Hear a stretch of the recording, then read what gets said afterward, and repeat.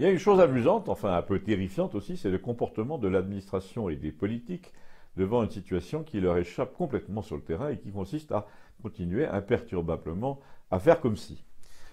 Comme si quoi, allez-vous me dire? Eh ben, par exemple, à multiplier les comités machins, les subventions aux associations contre la violence routière, à éditer des plaquettes et des brochures pour inciter les gens à se comporter en citoyens responsables, etc., alors que 700 000 personnes roulent en France sans assurance, ou, comme me l'a fait observer Gustave, qui roule beaucoup lui aussi à cause de ses ventes de livres sur les marchés du coin, de persister à publier partout des articles admiratifs sur la nouvelle génération de radars routiers, qu'on appelle maintenant des tourelles, sans consentir à s'apercevoir que la jeunesse rurale a en fait fait de ces radars durablement, opiniâtrement, un symbole et persiste à les flinguer à la chevrotine, sans toutefois évidemment s'en vanter au café.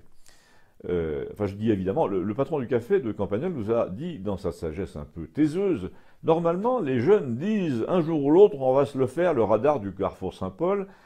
Et à l'époque, ils ne le faisaient pas. C'était il y a 10 ans environ. Mais là, ils disent plus rien et ils le font. Et Gustave a enchaîné. Le problème, c'est que lorsqu'ils développent cette mentalité un peu de maquisard, genre je ne parle pas, moi j'agis, eh bien, ils finissent par imaginer d'agir dans d'autres domaines que les radars.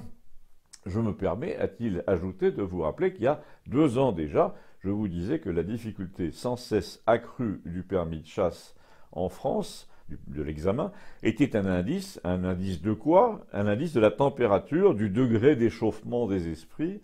Et là, on peut dire que le thermomètre est à bloc. La fièvre monte et piteusement, la presse te dit, 2 ans après, que le nombre des candidats au permis de chasse explose. Non mais sans blague. Donc me dit Gustave, raisonne avec moi. Nous avons d'un côté une diminution invraisemblable des battus au sanglier, d'où des accidents de voitures à répétition dans tout le Campagnolet et des voitures détruites. Mais nous apprenons que parallèlement, le nombre de candidats au permis de chasse explose. Donc, les types vont payer 250 € par an pour obtenir un papier et pour finalement ne pas sortir chasser, assez en tout cas, puisque le gibier se multiplie comme jamais. Ou alors, ils ont pris le papier dans un autre but. Et là, a-t-il crié de façon parodique, j'ai une idée. Ils ont pris le permis pour s'acheter des munitions sur Internet. Et il y a un autre type du coin, du bar, qui a dit, oui, ils les fabriquent eux-mêmes. Le type avait l'air assez au courant. Oui, ça ne répond pas à la question, a repris l'autre, qu'est-ce qu'ils en font? Et l'autre encore a dit, ou qu'est-ce qu'ils comptent en faire? Alors, toute cette conversation roulait comme ça, un peu sournoisement, parce qu'il y avait un type au bar qu'on soupçonnait de balancer aux gendarmes, puisque son beau-frère l'était. Gendarme.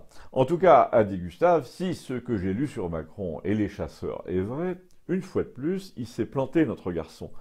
Ah bon, pourquoi? Je demandais. Eh bien, parce qu'il a diminué de moitié le prix de la cotisation annuelle pour permettre de passer le permis de chasse, de réduire le gibier, donc le gibier qui fait des dégâts, mais les jeunes apparemment passent le permis tout en restant devant leur PlayStation, et les vieux qui ne le validaient plus, leur permis le valident de nouveau, mais vont pas davantage à la chasse. Et alors tout ça, c'est pas bon pour les radars, me dit-il. Et puis, une fois de plus, c'est un calcul à la con. La Fédé versait 60 millions aux agriculteurs pour indemniser les dommages aux cultures. Elle aura moins d'argent puisque la cotisation baisse. Oui, mais le nombre de permis augmente, et je dis, ça compense. Et puis, si les chasseurs ne sortent plus pour tuer les sangliers, à quoi ça sert? À rien, tu as raison, a dit Gustave. Il n'y a plus de chasseurs, mais il y a plus de dégâts aux cultures, et il y a de plus en plus de jeunes maquisards qui flinguent des radars tourelles en campagne, ce qui fait que nous sommes tranquilles ici, mais l'État va se rattraper tôt ou tard sur les abords des villes, où là tu ne peux pas sortir ta carabine. Et là, il y a un jeune livreur qui s'en allait et qui visiblement suivait notre conversation avec beaucoup d'amusement, et qui a dit en partant, vous savez, en ville il y a des méthodes aussi, faut pas croire, mais il n'a pas dit lesquelles. Mais nous avons vraiment eu l'impression d'un mouvement concerté, organisé, et comme dit Gustave, la résistance au radar, c'est après tout une sorte de laboratoire pour d'autres résistances futures. Restez abonnés, merci.